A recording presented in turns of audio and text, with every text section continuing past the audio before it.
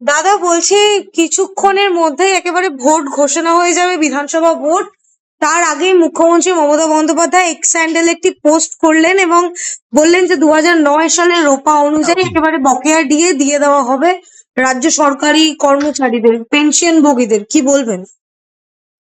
13 তারিখ যে পরিমাণ বন্ধ হয়েছিল সারা পশ্চিম বাংলা জুড়ে, দার্জিলিং থেকে সুন্দরবন, বাঁকুড়া, পুরুলিয়া, মেদিনীপুর, অবিভক্ত মেদিনীপুর, বীরভূম, তারপরে আপনার মালদা, মুর্শিদাবাদ, পশ্চিম বাংলার সব জেলায়, দিনাজপুর, উত্তর দিনাজপুর, দক্ষিণ দিনাজপুর, কলকাতা, তাতে মমতা বন্দ্যোপাধ্যায়ের ঘুম উড়ে গেছে। এটা উনি বুঝে গেছেন যে ওনার আর গদি থাকবে না, এটা ওনার আর গদি থাকবে না। আর আমি একটা জিনিসে বিশ্বাস করি, সেটা হলো নিজের অধিকার নিজেকে ছিনিয়ে নিতে হয়, কেউ পাইয়ে দিতে পারে না। সংগ্রামী যৌথ মঞ্চ চেষ্টা করেছিল সমস্ত রাজনৈতিক বিবাদ ভুলে সমস্ত কর্মচারীকে এক জায়গায় নিয়ে আসতে, যেটা সফল হয়েছে 13 তারিখে। এই যদি ইউনিটি বজায় থাকে, এরিয়া ডি এর ইন্টারেস্টও পাওয়া যাবে এবং 2019 সালের রোপা 2019 সালের রোপা যেখান থেকে এই মমতা বন্দ্যোপাধ্যায় সরকার ডিএটাকে হাটিয়ে দিয়েছে, সেইটার লড়াইও জারি করতে হবে।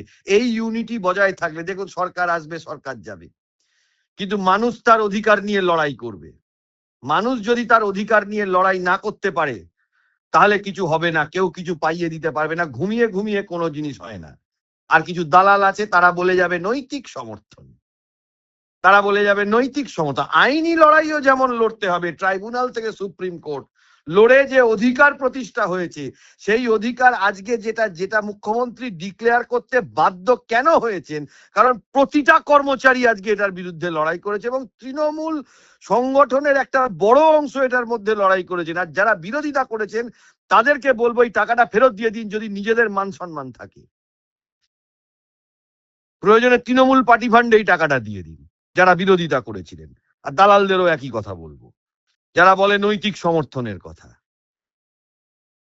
যারা নিজেদেরকে শুধু মূল মামলাকারী ভেবে গেল, নিজেদেরকেই সবসময় মূল ভেবে গেল। আমি কারোর নাম নিতে চাই না আজকের দিনে।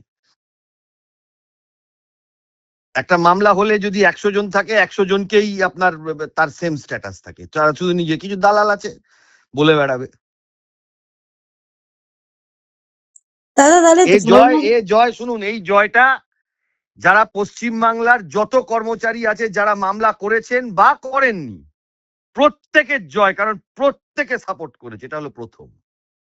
এই জয়টা আপনারা যারা সংবাদ মাধ্যম রয়েছেন, আপনারা মানুষকে বোঝাতে বা আপনাদের মাধ্যমে মানুষ বুঝতে পেরেছে যে তারা তাদের অধিকার থেকে বঞ্চিত হয়েছে, এটা আপনাদের। এবং এইটা যারা যারা নিঃশর্ত সমর্থন করেছেন, যেমন বিকাশ রঞ্জন ভট্টাচার্য, ট্রাইব্যুনাল থেকে সুপ্রিম কোর্ট পর্যন্ত তিনি বিনা পয়সায় নিরলস পরিশ্রম, দিনের পর দিন, মাসের পর মাস, বছরের পর বছর তিনি লড়াই করেছেন। এই জয়টার পেছনে বিরোধী দলনেতা পর্যন্ত, এটা বলতে কোনো রাজনৈতিক বিবাদ ভুলে বলতে কোনো অসুবিধে নেই, তিনিও তার যথোপযুক্ত যত ধরনের সাহায্য হয় তিনি তার হাত বাড়িয়েছেন, এটা অস্বীকার করার তো কোনো জায়গা নেই। তাই সমগ্র প্রয়াস সারা পশ্চিম বাংলা জুড়ে প্রতিবাদ হওয়ার ফলে আজকে তিনি এটা বুঝতে পেরেছেন যে তার গদি নেই, 2026-এ তার গদি নেই। আর কর্মচারীদেরকে বলবো যে আপনারা ইউনিটিটা নিজেদের মধ্যে বজায় রাখুন, তাহলে আপনারা ইন্টারেস্টও পাবেন। আর আগামী দিনের লড়াইয়েও আপনার যেমন মামলা লড়াই করতে হবে, মামলার জায়গাটা আদালতে হবে, আদালতে লড়াইটা হবে, রাস্তার আন্দোলনটাও একটা।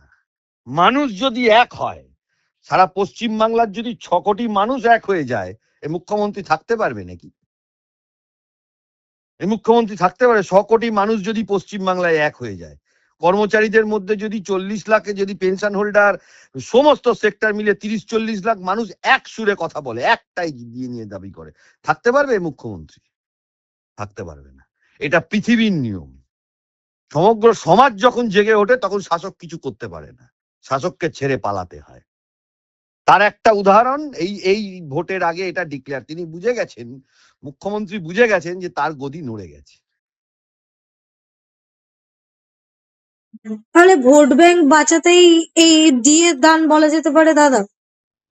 দেখুন, আমি আপনাকে একটা কথা বলি, শাসক সবসময়তেই চায় যে তার গদি বাঁচাবো। তিনি ভেবেছিলেন দীর্ঘদিন লড়াই করে যে তিনি অন্য কিছু করে ম্যানেজ করতে পারবেন, আলটিমেটলি পারেননি। তাই গদি বাঁচাতে এখন তাকে যা করার করতে হবে। গদিটা তার কাছে বেশি প্রিয়, দেশের লোক বেশি প্রিয় নয়, মানুষ বেশি প্রিয় নয়, কর্মচারীরা বেশি প্রিয় নয়। তাহলে তো মুখ্যমন্ত্রীর এটাও করা উচিত ছিল, 26 তারিখে যে অর্ডারটা করেছিলেন 12 তারিখে, সেটারও লড়াই জারি থাকবে যে যদি কাজে না যাও তাহলে তো স্ট্রাইকের দিন আমি ইয়ে করবো, সেই অর্ডারটাও রিকল করতে হবে তো মুখ্যমন্ত্রীকে। সেটা করিয়ে ছাড়বে আমি বিশ্বাস করি এই কর্মচারীরা, কারণ তারা এখন বুঝতে শিখেছে যে নিজের অধিকার নিজেকে ছিনিয়ে নিতে হয়। একজন মার খাচ্ছে বলে আমি চুপ করে বসে থাকবো, এটা করা উচিত না। নিজের অধিকার নিজেকে ছিনিয়ে নিতে হয়। সেই জায়গাটা সারা পশ্চিম বাংলায় যারা যারা এই কর্মচারী আন্দোলনের নেতৃত্ব দিয়েছিলেন, শিক্ষক শিক্ষিকাদের নেতৃত্ব দিয়েছিলেন, তারা এটা বোঝাতে পেরেছেন এবং রাজনৈতিক স্বার্থ উঠে বাইরে গিয়ে এই লড়াইটা হয়েছে। এই লড়াইটার সাথে রাজনীতির কোনো সম্পর্ক নেই, এটা অধিকার প্রতিষ্ঠার লড়াই হয়েছে। তাই জন্য তিনি দিতে বাধ্য হয়েছে, কারণ রাজনীতি আসে গেলে তো ভাগ হয়ে যাবে।